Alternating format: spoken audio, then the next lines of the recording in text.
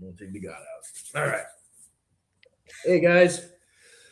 Welcome to Financial Fitness Fridays. I'm sneezing all over myself. Tis the season. Tis the sneezing. Dude, I feel something going around right now. Yeah, I haven't felt good the last couple days, man. Like it's been pretty rough. I'm actually fasting, so we'll see. Oh, All right. nice. So, guys, let's talk a little bit about capital stacks. I know it's probably been 2 weeks since we've been on here, so I sincerely apologize. We've had some technical difficulties. Right now, we're still not on Facebook like we normally are, just YouTube and LinkedIn. But I want to tell you guys about capital stacks because it matters, right? How you purchase things, how you buy things, how you finance things really does make a difference. All right, think about this. You don't buy a house with a 5 year note. Why? Because you're going to be living in that house for 30 years. So you want to spread it out over a longer period of time. Okay. The same way you don't buy a car with a 10-year note. Okay. Now I understand some of the supercars. If you really dig into that, they'll give you 15 or 20 years. But the reality is, most of these cars that you buy, your everyday driver, you're gonna either trade it in or be done with in 5 years. That's why you finance it over that time. Same thing for heavy equipment. Same thing for an investment property. Investment property you finance for 30 years. Mhm. All right. When you're running a business, it works very, very similar. Like things that you need every single day belong on a line of credit or a credit card. Okay. There's a time and a place for each and every program. When you purchase equipment, you want to finance it over what you think the lifespan is going to be. So most equipment is financed over 3 to 5 years. Okay, it's the same reason though why I tell people not to use an SBA loan to buy equipment because an SBA loan goes 10 years. So think about this. Do you really want to be paying for a piece of equipment in year 8, 9 and 10 that you no longer use that you're still paying interest on? That doesn't make sense. All right? So how you do things, what type of capital stack you use matters. All right. Floating invoices, right? That's a big one that we see all the time. A lot of people try to use a line of credit. A line of credit's the wrong program. You should use invoice factoring because invoice factoring is going to actually address the root cause of why you need money. You need money because you're waiting to get paid. You're waiting to get paid because you have a net 30 invoice. If you use a line of credit to float that, that's going to be problematic because it's not addressing the problem, right? What happens when you do that is now it just adds a payment that takes away from your cash flow, all right? The businesses that grow the fastest, the individuals that actually do very well and build wealth, all have the right types of capital stacks. Dave, does that make sense to you? 100%, man. One thing that people don't really look at is they don't crunch their numbers, right? Like what is the date? What do the data points say? You know, people in real estate do this a lot. You know, a guy right now I'm helping get his credit right, getting some of his LLC structured. You know, he's a lot of personal real estate, and that it shouldn't even be that way, just for liability purposes. But you know, he was talking about, hey, my credit gets up there. You know, should I get a line of credit for this, and this? And I said, why? I said, number one, you're going to get a better tax incentive, right? By putting it in the right product, by rolling these or refining straight into a DSCR loan. I said, why would you want a line of credit on that? I said, the interest isn't going to make sense. You'll have better tax benefits, right? And you'll have that instant equity on your pocket. And with the line of credit, with it floating like that from the interest or being interest only, that doesn't make sense, man.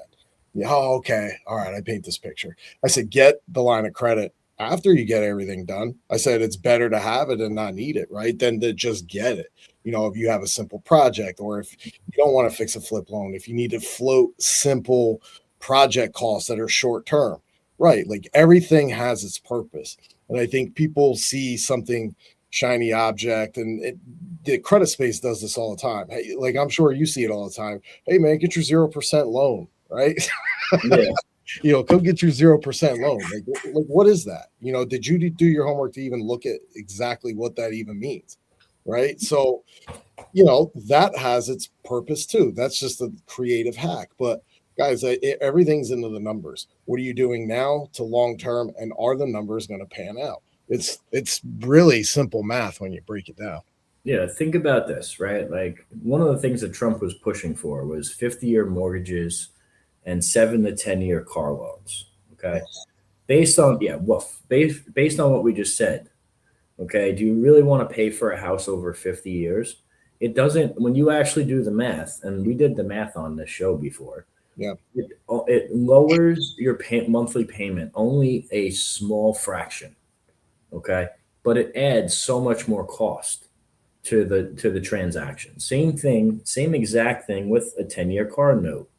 Okay. If you're paying for the car for 10 years, or even 7 years, is because that's popular these days, right? It's not really impacting the payment all that much, but it's adding so much more cost to what you're trying to buy. And so at the end of it, let's say a 50 or $70,000 car winds up costing you like 130. Okay. You don't get that back when you sell that car. So what does that make you? It makes you a debt slave. Okay. And this is someone like I sell money for a living. That's what I do. I've done it for probably 16 years now. Okay. And if everything is designed to keep you in debt, how do you grow? How do you build wealth? Well, you don't unless you're actually financing things the right way. And I can't stress enough. It doesn't matter if you're an individual or an entrepreneur or you run a business. You need to finance everything the right way. The people that do build big, large sums of net wealth and can make a bigger impact in the world and can help a lot of people. The businesses that do it, same thing. They grow without the same types of stress and restrictions. All right. When you use the wrong program to buy something, even if you're buying the right thing, it hurts you. It sets you back. All right. So don't always look for the longest time to finance something. Yeah. It might not be what you really need.